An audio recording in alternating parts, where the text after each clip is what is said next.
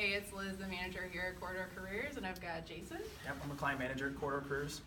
And we're here today to talk about what makes a great job description.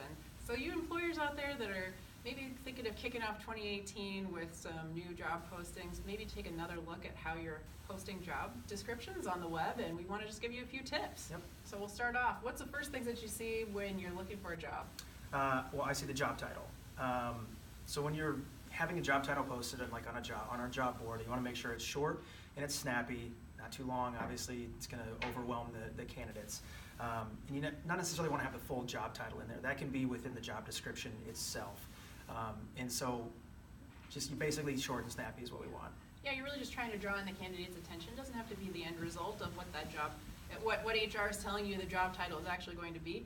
If you just want to get to the keywords that the candidates are going to be looking for, maybe go with that.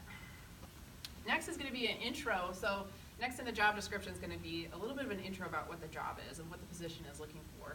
So kind of an example of that is we're looking for a big data expert to produce predictive models and build algorithms. Be part of a high-flying team developing market revolutionizing products for the recruitment market. So that's an example of a short and snappy introduction to what the job is.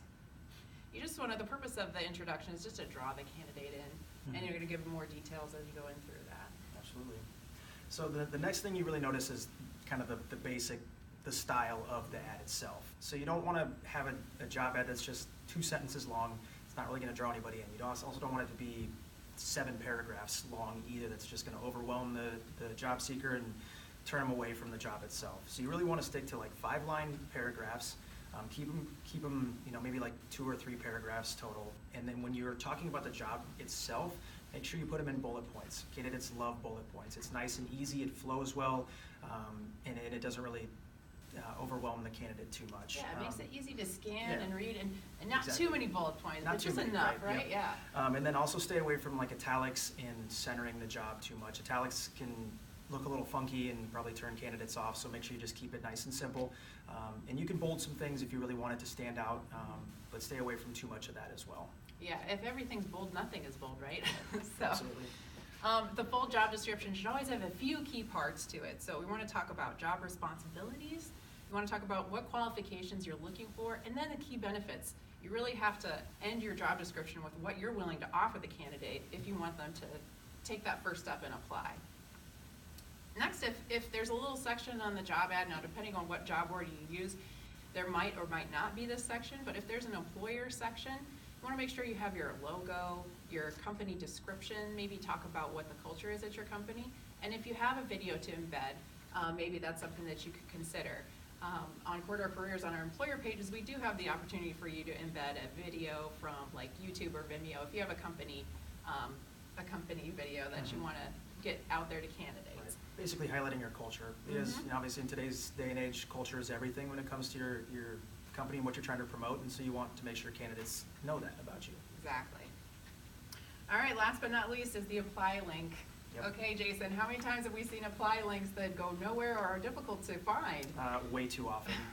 It needs to be simple and easy to find. We far too often somebody clicks on their URL button and it takes them to a page that doesn't even exist. So obviously Right. A candidate's going to be turned off from that, and they're not going to apply. So when you're posting to your job board, make sure you test the apply link before you put it up there. And also maybe have a friend take a look and ask them, if you saw this link and you landed on this page, would you be able to figure out how to apply for this job? And if the answer is no, maybe you should consider something like an email apply where the candidate can upload a resume directly to the person that needs to get the resume, or use something like, use a great service like Corridor Careers or another job board that will allow you to create a landing page for that job ad to apply. All right, that's about it for tips for job descriptions. If you want to hear more tips about things relating to recruitment, please check out the Corridor Careers blog on corridorcareers.com/blog, and we look forward to talking with you soon.